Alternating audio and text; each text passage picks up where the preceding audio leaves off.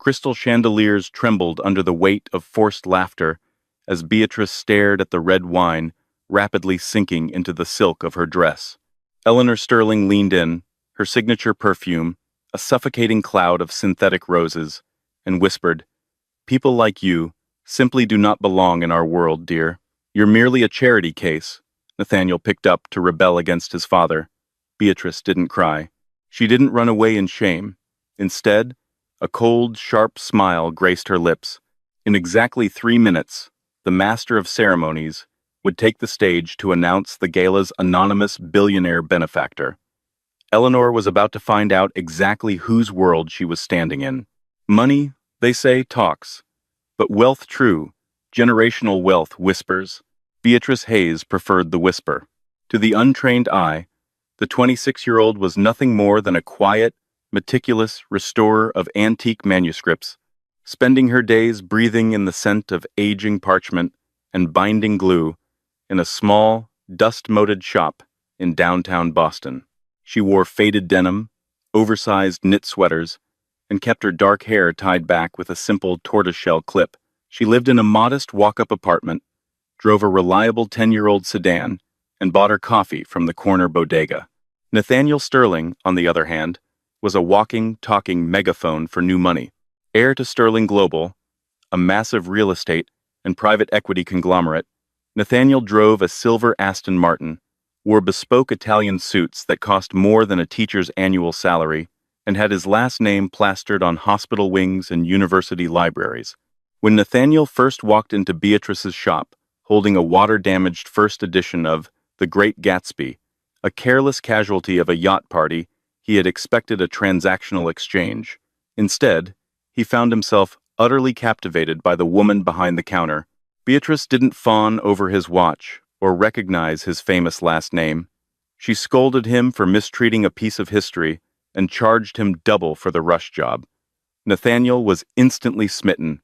For 8 months, their romance was a secret haven. Nathaniel found solace in Beatrice's quiet, grounded world, far away from the cutthroat boardrooms and the sycophantic socialites his parents constantly shoved in his direction. Beatrice, in turn, loved Nathaniel's hidden vulnerabilities, the boyish charm beneath the corporate armor, and his genuine, if somewhat oblivious, heart. But a relationship with a Sterling could only remain hidden for so long. The trouble began the moment Nathaniel decided it was time for Beatrice to meet his family. The setting was the Sterling estate in the Hamptons, a sprawling, ostentatious, glass and steel monstrosity that looked less like a home and more like an oligarch's fortress. Beatrice had arrived wearing a simple, tasteful navy dress. It was a vintage piece from her grandmother's closet, completely devoid of visible logos. To the Sterlings, an absence of logos meant an absence of funds. So, Beatrice, Eleanor Sterling, Nathaniel's mother, had drawled over a plate of imported white truffles. Eleanor was a woman whose face had been pulled so tight by expensive surgeons that her default expression was one of permanent disdain. Nathaniel tells us you work with old books. How? Quaint. Is that a hobby? Or does it actually pay enough to cover rent in the city? Nathaniel had laughed nervously, oblivious to the venom. Mom, Bea is an artisan. Her work is incredible. I'm sure it is, darling, Eleanor replied, not taking her icy blue eyes off Beatrice. But one has to wonder about ambition. In our circle, we value drive, growth, building a legacy.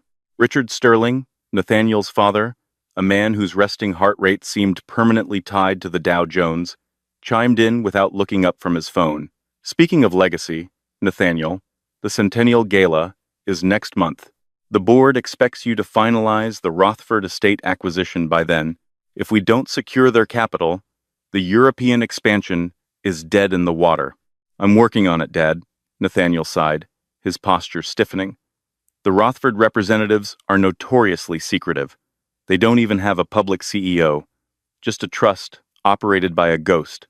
Beatrice took a slow, deliberate sip of her sparkling water. The ghost Richard and Nathaniel were referring to was none other than the Duke of Rothford, her late grandfather, and the famously secretive Rothford estate a centuries-old European land and banking empire, with assets that made Sterling Global look like a lemonade stand, was entirely under her control. Beatrice was not just Beatrice Hayes.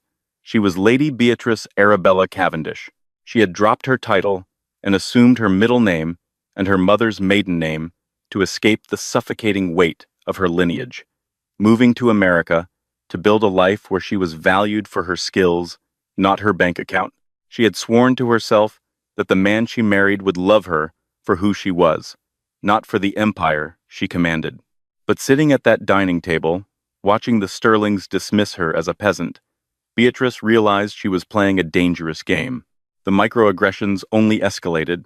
Over the next few weeks, Nathaniel's younger sister, Chloe, a vicious 22-year-old socialite with 1 million Instagram followers and a heart made of dry ice, made it her personal mission to ostracize Beatrice.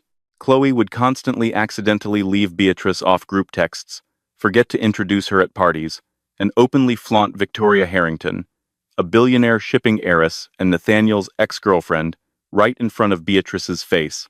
Victoria and Nate were just made for each other, Chloe said loudly at a country club brunch, ensuring Beatrice could hear every word. They speak the same language. You know, the language of success. It's so sad when people try to date out of their tax bracket. It never works. It just ends up looking pathetic. Nathaniel, blinded by his lifelong conditioning to avoid family conflict, would wave off his family's behavior. "They're just protective, Bea," he would say, kissing her forehead. "They're high stress right now because of this Rothford deal. Once the gala is over, they'll calm down and see how amazing you are." Beatrice wanted to believe him. She loved Nathaniel. But as the Sterling Foundation Centennial Gala approached, the atmosphere turned toxic. A week before the event, Beatrice received a call from Arthur Pendleton, the senior trustee and chief legal counsel for the Rothford estate. Arthur had been like a second father to Beatrice, since her actual parents passed away in a plane crash when she was a teenager. "My lady," Arthur's crisp British accent echoed through the phone. "Richard Sterling has submitted his final proposal for the capital injection. He is desperate. His company is over-leveraged by nearly $1 billion. Without the Rothford backing, Sterling Global will face severe restructuring, possibly bankruptcy, within the year." Beatrice stared out the window of her bookshop, watching the rain slick the Boston streets. "And what does he offer in return, Arthur?"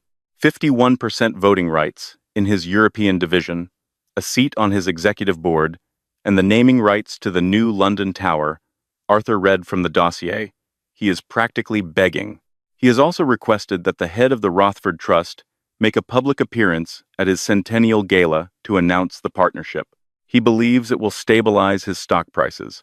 Beatrice's eyes narrowed. Richard Sterling was perfectly willing to grovel to a faceless European aristocrat, yet he treated the woman his son loved like dirt beneath his expensive loafers. "Tell him the Rothford Trust accepts," Beatrice said softly. "Excellent. I shall draft the preliminary agreements," Arthur said.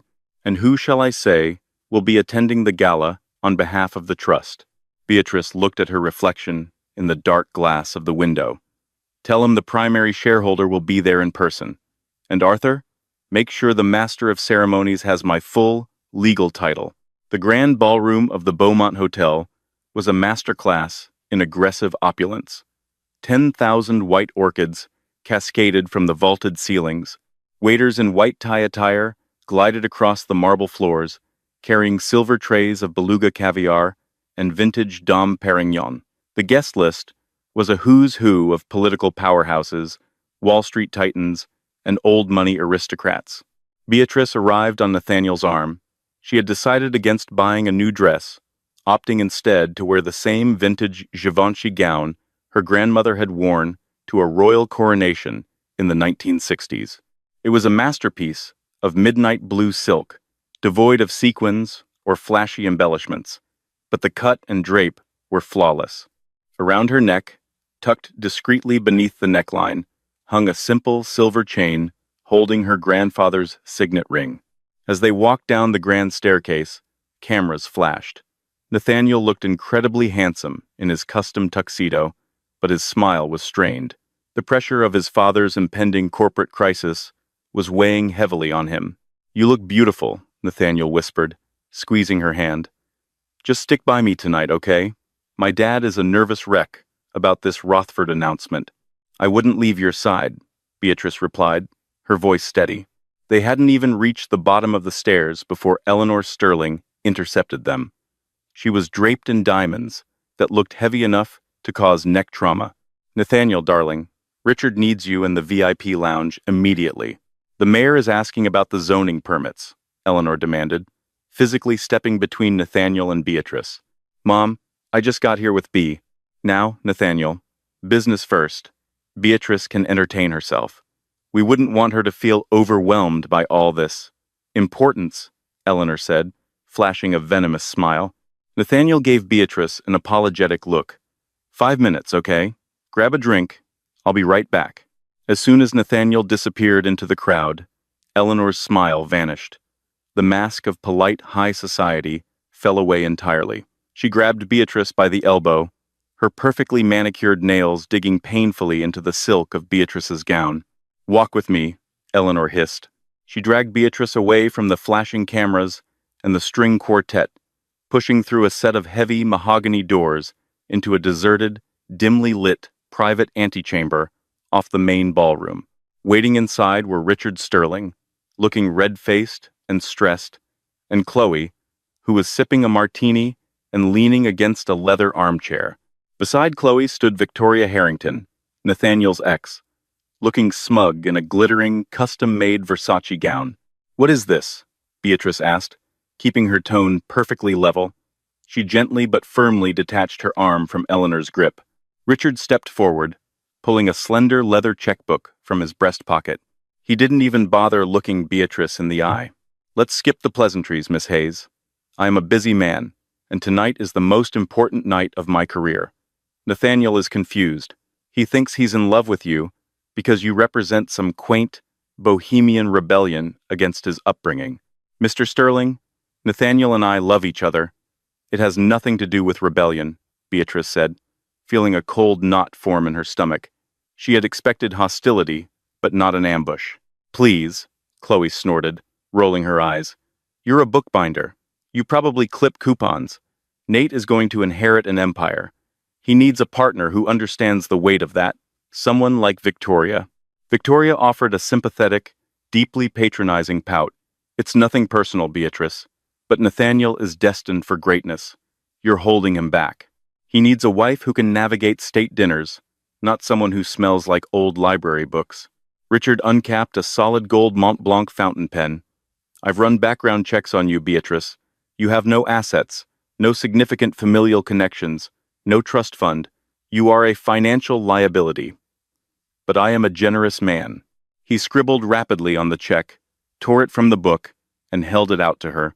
$500,000, Richard stated, his voice devoid of emotion. "Tax-free. It's more money than you'll see in a lifetime. Take the check, walk out the back door of this hotel, and never contact my son again." Beatrice looked down at the slip of paper. $500,000. To the Sterlings, it was a rounding error. To ordinary people, it was life-changing. To Lady Beatrice Cavendish, whose personal net worth eclipsed the gross domestic product of small nations, it was a profound insult. She didn't reach for it. She just looked up at Richard. "And if I refuse?" Eleanor's face contorted into a mask of pure rage. She stepped forward, practically vibrating with indignation. "If you refuse, you little gold-digging tramp, I will personally ensure you are ruined. I will buy the building your pathetic little shop is in and evict you. I will make sure no one in this city ever hires you for a restoration job again. I will crush you until you are begging to take a fraction of this money." "Mom, look at her dress," Chloe sneered, gesturing with her martini glass. "She probably bought it at a thrift store. She's desperate." In her dramatic flourish, Chloe stumbled. It was entirely deliberate. The martini glass tipped forward, and a splash of cranberry-tinted vodka splashed violently across the bodice of Beatrice's vintage Givenchy gown. "Oh, my goodness, I am so clumsy," Chloe gasped, though her eyes danced with malicious glee. I'm so sorry, Bee.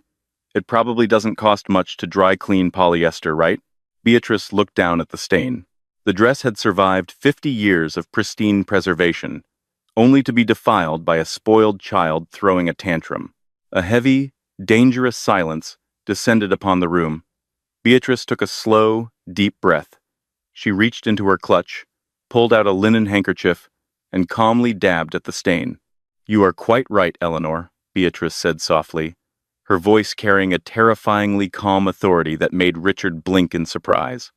People like me do not belong in your world. She looked directly at Richard, her gaze piercing right through his arrogant facade. You talk of legacy, Mr. Sterling.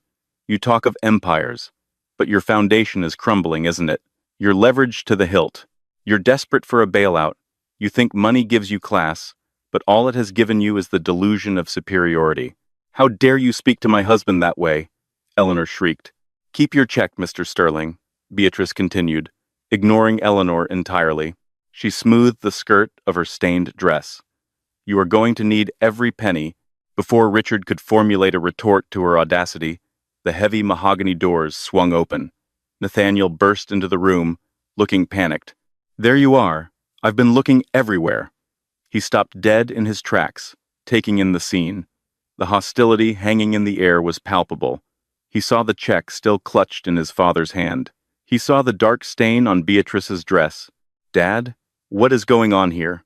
Nathaniel's voice dropped an octave, a dangerous edge creeping in. What did you do? We are handling a situation, Nathaniel, Richard said gruffly. This woman is a parasite.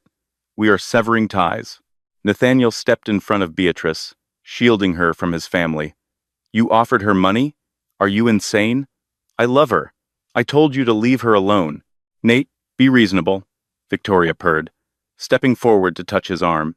She doesn't belong here. Look at her. Nathaniel shook Victoria off, violently. He turned to Beatrice, his eyes filled with sorrow and fury. Bea, I am so sorry. I didn't know they would do this. Let's go. We're leaving. He grabbed her hand, fully prepared to walk away from his family, his inheritance, and his entire life in that single moment. It was all the proof Beatrice needed. Her heart swelled. Nathaniel had passed the ultimate test, one he didn't even know he was taking. Nathaniel Sterling, Richard roared, his face purple. If you walk out that door with her, you are cut off. You will not see a dime of my money, and you will lose your position at the company. Do not throw away your future for a nobody. Beatrice gently squeezed Nathaniel's hand, halting his exit. She looked up at him, her eyes softening. Wait, Bea? No, I'm done with them. I'm done with all of this, Nathaniel said, his jaw clenched. Just wait, Beatrice repeated, her voice taking on a completely different cadence, a polished, aristocratic tilt she had suppressed for years. The gala is just getting to the best part. From the main ballroom, the booming voice of the master of ceremonies echoed through the sound system, penetrating the thick walls of the private room. Ladies and gentlemen, esteemed guests, we have reached the most anticipated moment of the evening. Sterling Global is honored to announce a historic partnership.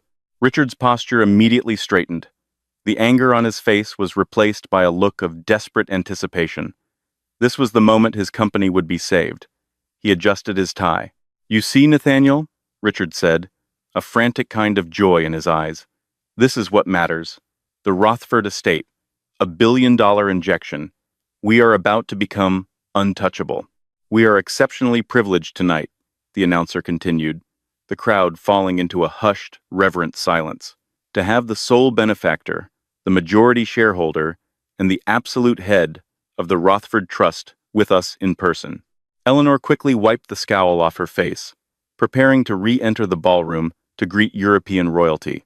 She glared at Beatrice one last time. Get out of here before security drags you out. You are not fit to be in the same room as our new partner. Beatrice didn't move an inch. She just smiled. It wasn't a warm smile.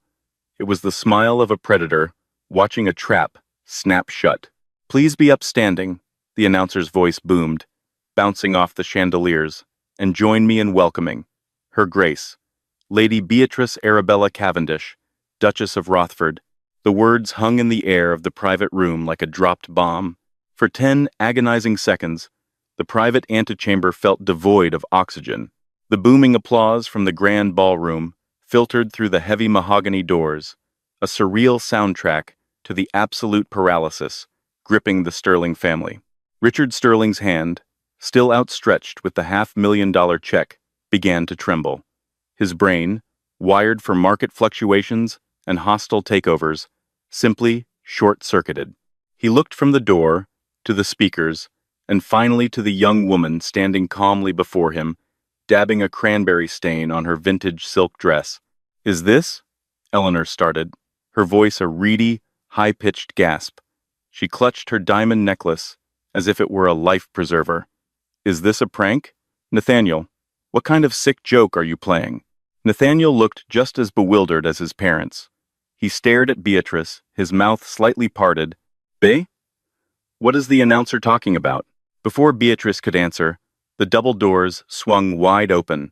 The deafening roar of the ballroom washed over them, but it was the three men who entered that commanded the room's attention.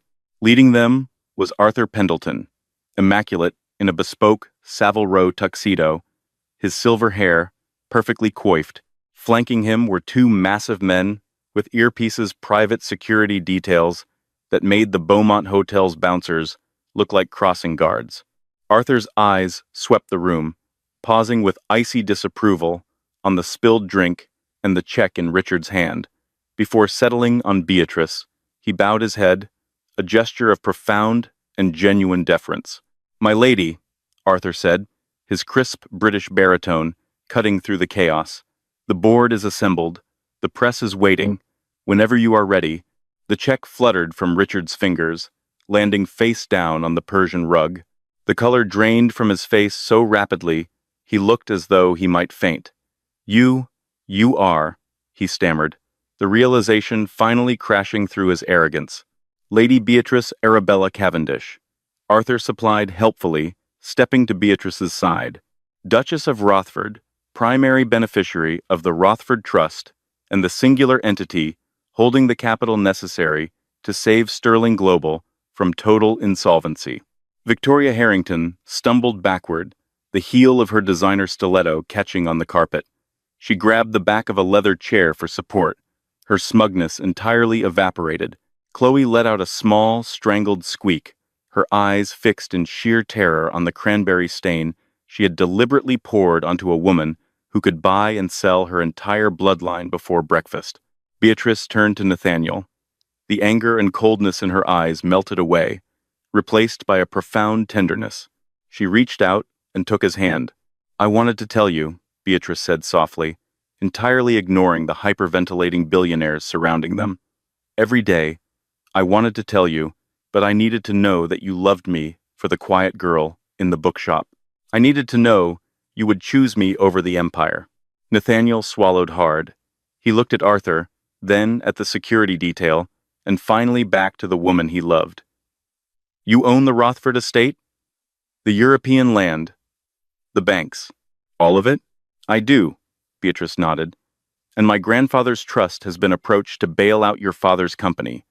A company, it seems, that is built on sand and cruelty." She let go of Nathaniel's hand and turned her attention back to Richard and Eleanor. Her posture shifted. The quiet, unassuming bookbinder vanished. In her place stood a woman raised in ancestral castles, educated by ruthless financial tutors, and bred to command. The transformation was terrifying. "You pride yourselves on legacy, Mr. Sterling," Beatrice said, her voice dropping to a dangerous, silken whisper. "But your legacy is nothing more than leveraged debt and terrible manners. You offered me $500,000 to disappear. I spend that much annually preserving historical archives in London." Eleanor took a hesitant step forward, attempting a sickeningly sweet, albeit terrified, smile. "Beatrice, Your Grace, we had no idea. If we had known your pedigree, your standing, you would have treated me with basic human decency." Beatrice cut her off, her tone sharp enough to draw blood. "That is precisely the problem, Eleanor. You only respect power. You only value people by the zeros in their bank accounts. And Chloe, Beatrice shifted her gaze to the younger Sterling, who physically shrank back. Next time you decide to ruin a woman's dress, ensure it isn't an original Hubert de Givenchy piece, worn by my grandmother, the previous Duchess, to the coronation of Queen Elizabeth II. The dry cleaning bill alone will likely exceed your monthly allowance. Arthur checked his pocket watch. My lady, Silas Montgomery, and the rest of the Sterling board are growing anxious. Let them wait, Beatrice replied calmly. She looked at Richard, whose chest was heaving with panic. Mr. Sterling, you required a public appearance to stabilize your stock. I am a woman of my word. Shall we? Without waiting for his reply, Beatrice turned and walked out the door, flanked by her security. Nathaniel, after a moment of stunned hesitation, ran a hand through his hair and followed her, leaving his family standing in the ruins of their own hubris. The grand ballroom fell dead silent the moment Beatrice stepped through the archway. The master of ceremonies stood at the podium, sweating slightly under the stage lights. Silas Montgomery, the grizzled, formidable chairman of the Sterling Global Board, stood nearby, holding the ceremonial contract. Thousands of eyes tracked Beatrice as she walked down the center aisle. Whispers erupted like a lit fuse. She wasn't wearing diamonds. She wasn't draped in designer labels. She wore a vintage dress stained with vodka and cranberry juice. Yet she carried herself with an imperious, undeniable authority. Nathaniel walked a few paces behind her, acting not as a conquering corporate prince, but as her loyal guard. Richard, Eleanor, Chloe, and Victoria scrambled out of the antechamber, rushing to their VIP table near the stage. They looked like prisoners of war being marched to the gallows. Beatrice ascended the short staircase to the stage. Silas Montgomery, a man who had notoriously never bowed to anyone in his 60 years on Wall Street, extended his hand and offered a polite, deeply respectful nod. Your Grace, Silas said into the microphone, Sterling Global is profoundly honored by your presence. The terms of our partnership have been heavily negotiated by your legal counsel, and we are ready to finalize the European expansion. Beatrice took the microphone. She looked out over the sea of billionaires, politicians, and socialites. Then she looked down at Richard Sterling, who was gripping the edge of his table so hard his knuckles were white. Thank you, Mr. Montgomery. Beatrice's voice echoed through the cavernous room, smooth and perfectly modulated. The Rothford Trust has always believed in strategic alliances. We look for potential, for growth, and above all, for integrity in leadership. She paused, letting the word integrity hang in the air. Richard visibly flinched. Over the past few weeks, I have had the unique opportunity to observe the leadership of Sterling Global up close. I have experienced the hospitality of the Sterling family firsthand. Beatrice gestured gracefully to the dark stain blooming across her bodice. Cameras flashed in rapid succession, immortalizing the ruined silk. It has been an incredibly enlightening experience. Eleanor buried her face in her hands. Chloe looked as though she might vomit. The Rothford estate is prepared to inject the necessary capital to save Sterling Global from its current, undisclosed liquidity crisis, Beatrice continued, causing a shockwave of gasps to ripple through the room. Richard had kept the impending bankruptcy a strict secret from the public. Exposing it here was a lethal strike. However, Beatrice said, her voice turning to steel, the terms negotiated yesterday are no longer acceptable.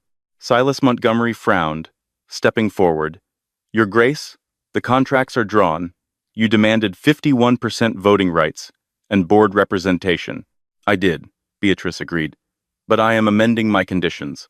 The Rothford Trust will provide the bailout. We will assume the 51% controlling interest. But I will not invest a single pound into this company while Richard Sterling remains Chief Executive Officer. Total pandemonium broke out in the ballroom. Reporters scrambled for their phones. Board members at the front tables began shouting over one another.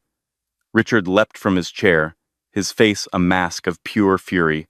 You can't do that, Richard roared, forgetting the microphones, the cameras, and the crowd. I built this company. You over-leveraged this company, Mr. Sterling. Beatrice corrected him coldly from the stage. Your ego drove it to the brink of collapse, and your lack of basic morality makes you unfit to manage my family's money. She turned to Silas Montgomery, who was frantically calculating the legal ramifications in his head. Mr. Montgomery, the offer stands for exactly 60 seconds. Richard Sterling steps down as CEO, effectively immediately, and relinquishes his board seat. Furthermore, he and his wife, Eleanor, are to have zero operational control or access to company funds.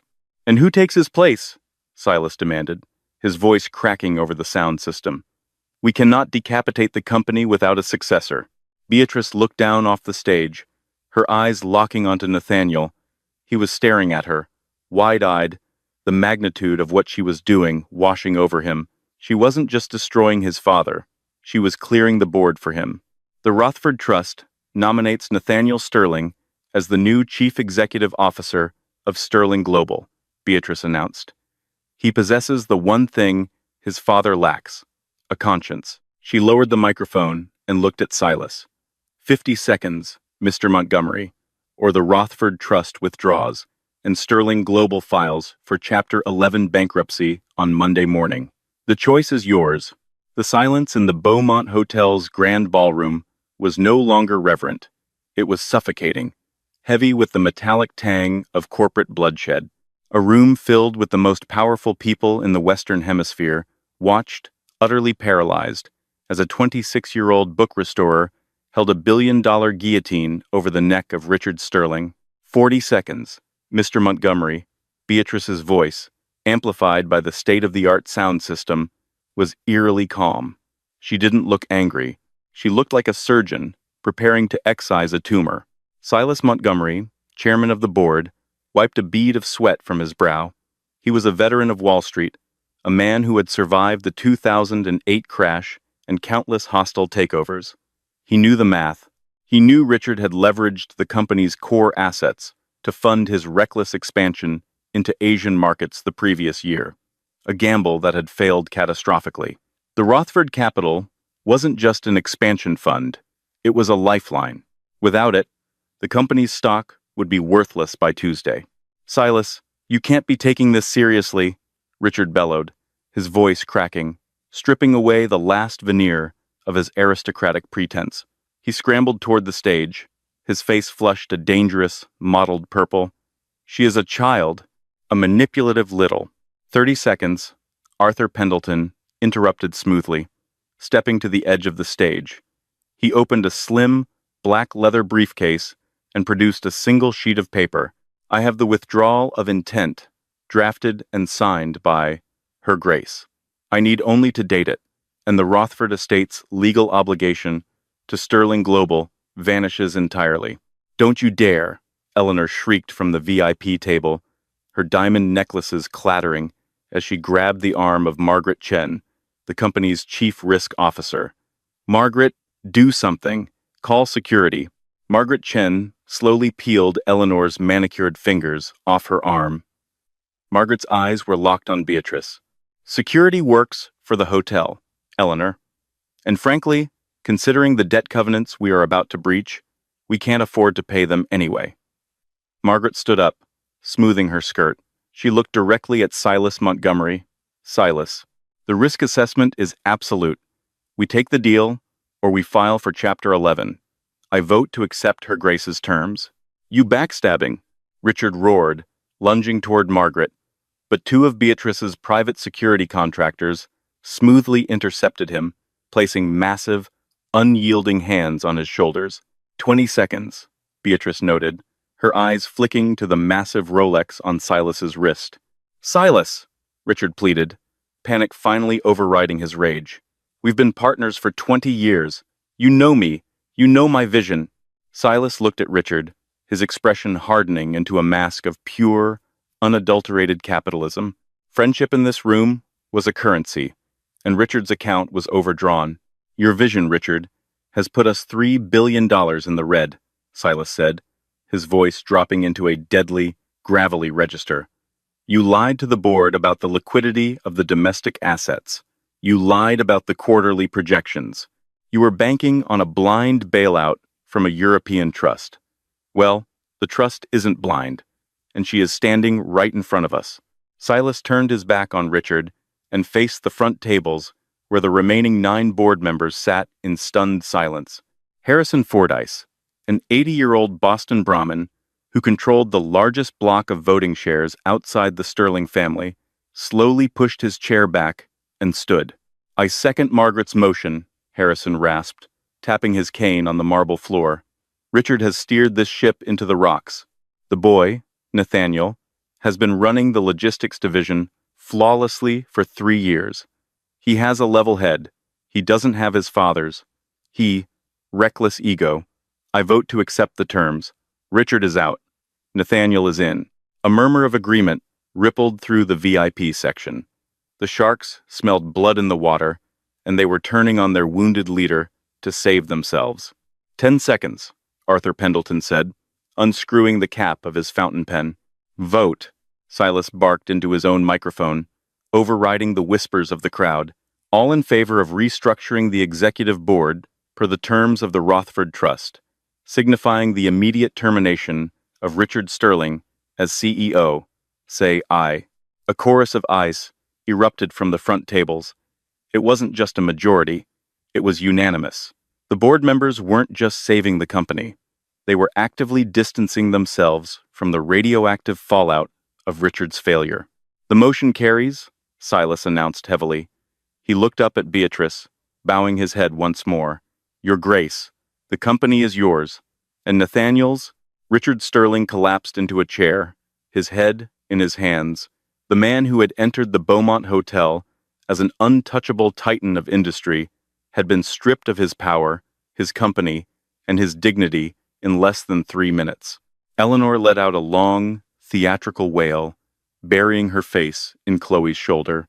Chloe, however, was staring blankly at the stained vintage Givenchy dress on the stage, the reality of her own actions finally penetrating her thick skull.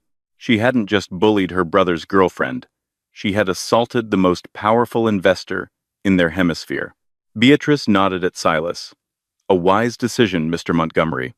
Arthur will provide the finalized contracts in the morning." She handed the microphone back to the master of ceremonies, who took it with trembling hands.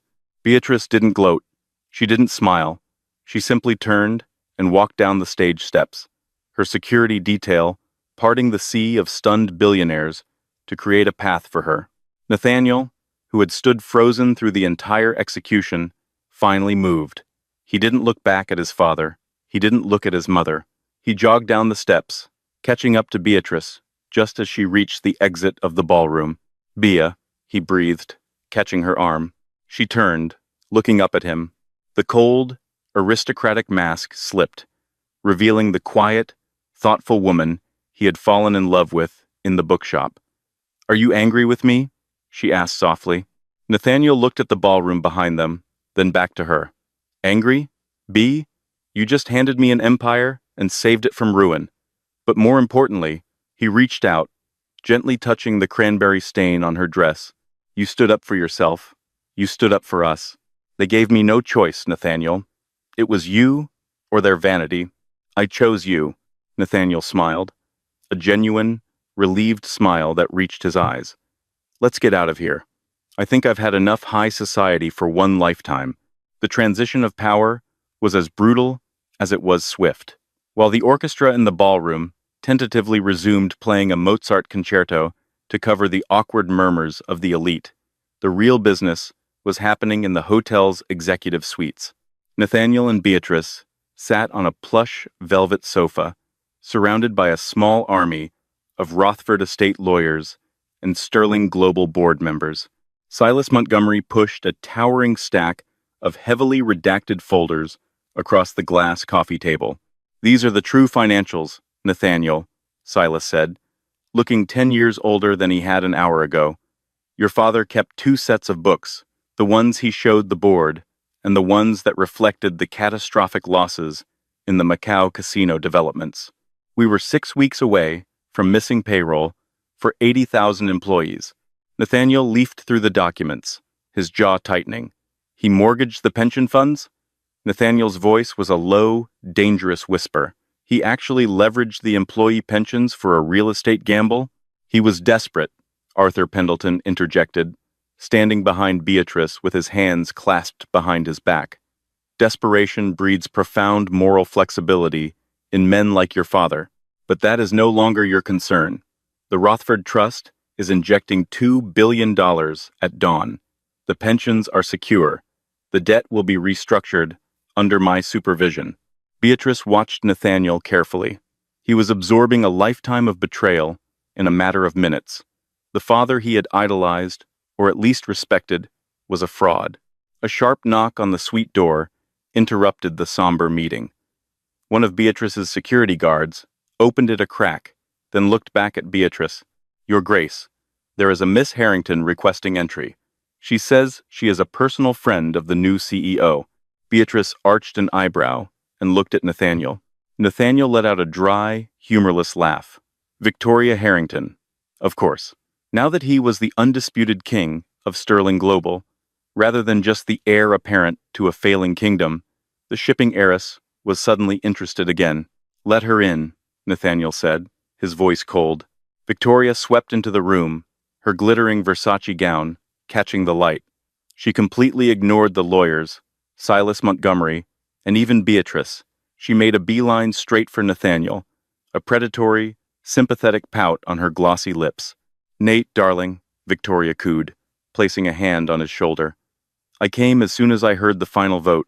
It's so awful what your father did, but I always knew you were the one meant to lead. You need someone by your side who understands this pressure. Someone who can help you navigate the new social landscape. She shot a sideways, dismissive glance at Beatrice. It's a completely different game now, Nathaniel. Nathaniel looked at the hand on his shoulder, then up at Victoria's perfectly sculpted face. He stood up slowly, forcing her to step back. You're right, Victoria. It is a completely different game, Nathaniel said loudly, ensuring every lawyer and board member in the room could hear. And the first rule of this new game is that parasites are no longer welcome at my table. Victoria's jaw dropped. Nate. Do not call me Nate. It's Mr. Sterling. Nathaniel cut her off, his voice echoing his father's authority, but laced with a rigid morality his father never possessed. An hour ago, you stood in a room and watched my family attempt to bribe and humiliate the woman I love. You laughed at her. You thought her lack of visible wealth made her less than human. You were showing me exactly who you are, Nathaniel said. Security. Escort Miss Harrington out of the hotel and ensure she is permanently removed from the Sterling Global visitor logs. Her father's shipping contracts will be reviewed by our legal team on Monday. We are likely terminating them. Victoria's face drained of color. The Harrington shipping empire relied heavily on Sterling Global's logistics division. Nathaniel wasn't just rejecting her, he was potentially sinking her family's revenue. She looked to Silas Montgomery for help, but the old board member simply looked away, busying himself with a stack of papers. As the security guard firmly guided a sputtering, humiliated Victoria out of the suite, Nathaniel sat back down next to Beatrice. He took her hand, his fingers intertwining with hers. I'm sorry you had to deal with them, he whispered to her, ignoring the room full of suits. I'm not, Beatrice replied, resting her head against his shoulder. It showed me exactly what kind of man you are. You didn't hesitate. You chose me when you thought I had nothing. You never had nothing, Bea. You had everything that actually mattered. Meanwhile, 3 floors down, the reality of their new existence was crashing down on Richard, Eleanor, and Chloe. They had been escorted out of the ballroom, not by the front doors, where the paparazzi waited, but through the service elevators, flanked by 4 of Beatrice's massive security personnel. They stood in the cold, damp loading dock of the Beaumont Hotel, shivering in their haute couture. My car, Richard snapped at one of the guards. Bring my driver around. I'm sorry, mister. Sterling, the guard replied, his face entirely impassive. The Aston Martin, along with the company driver, are assets of Sterling Global. As per the board's immediate injunction, you are no longer permitted to utilize company assets. Your corporate credit cards have been deactivated.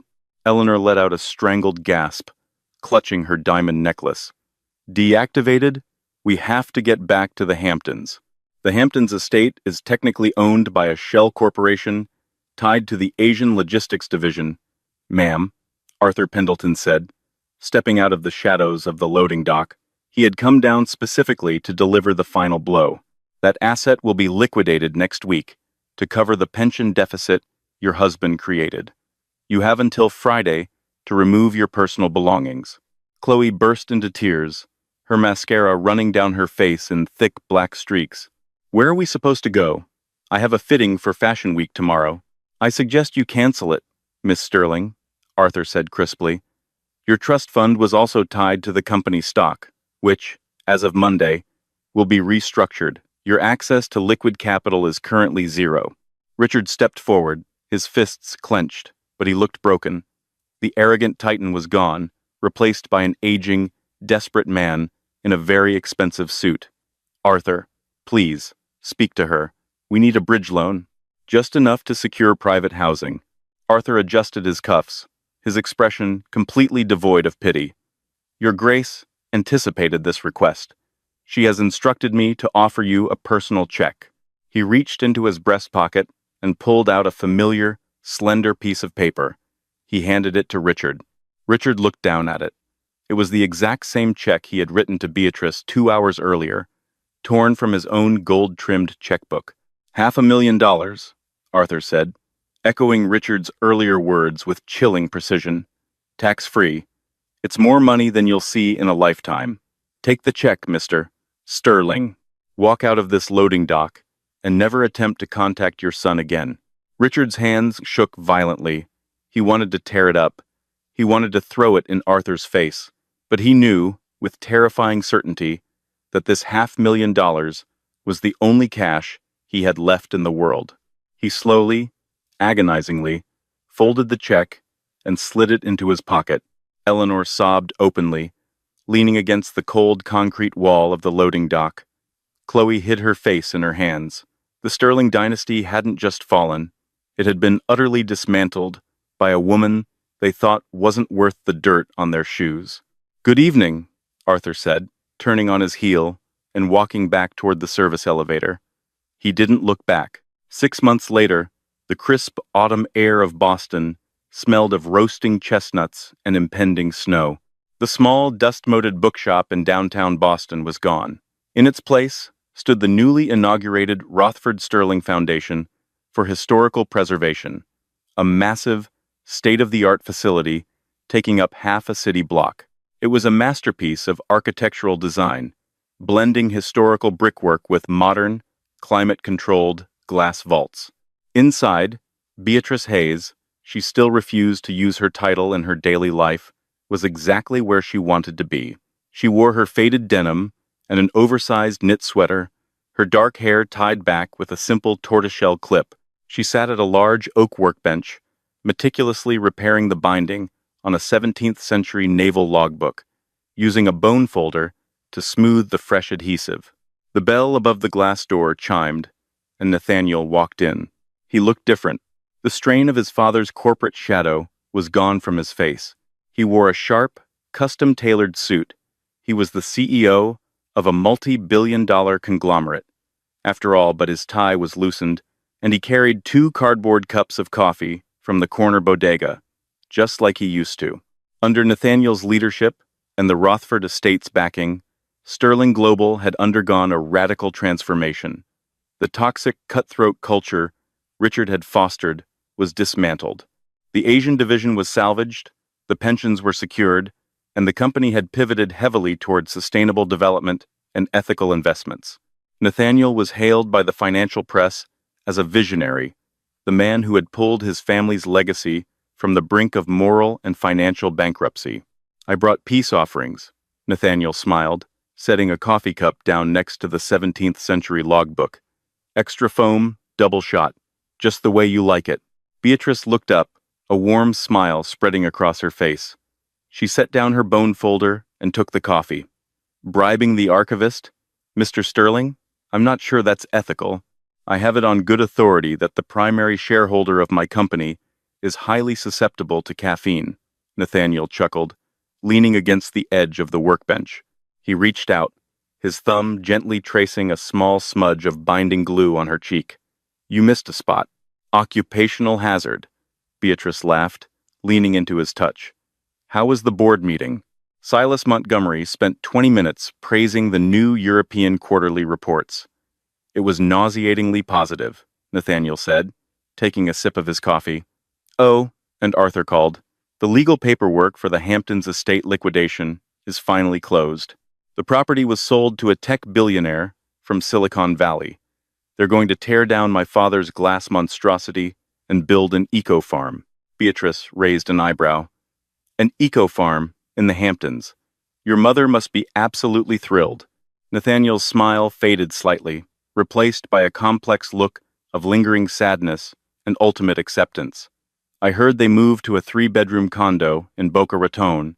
Chloe had to get a job as an assistant buyer for a mid-tier department store. They are adjusting. He didn't take pleasure in their downfall, but he also refused to let their toxicity back into his life.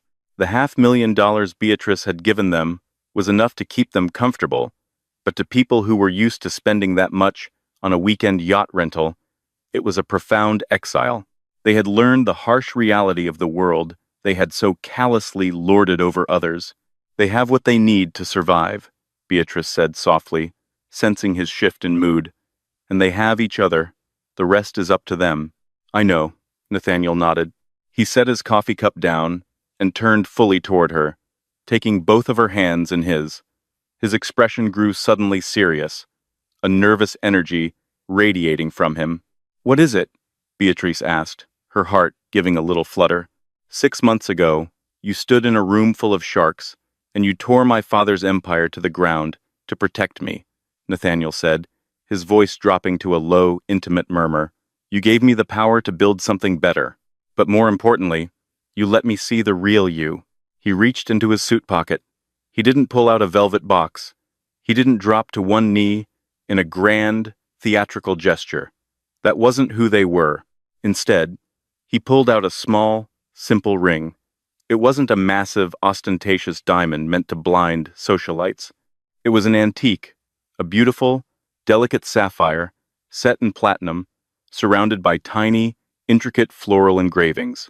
It was a ring with history, a ring with a story, a ring fit for an archivist. I don't care about the titles, Bae, Nathaniel said, his eyes locking onto hers. I don't care about the estates, or the trusts, or the boardrooms. I care about the girl who yelled at me for dropping a first edition of Gatsby. I care about the woman who loves the smell of old paper more than the smell of caviar. He slipped the ring onto her finger. It fit perfectly. Will you marry me, Beatrice? Not as a merger, not as a partnership, just as my wife. Tears pricked the corners of Beatrice's eyes. She looked down at the sapphire, then up at the man who had willingly walked away from his billions just to hold her hand when she was a nobody. Yes, Beatrice whispered, a brilliant smile breaking through her tears. Yes, Nathaniel, I will.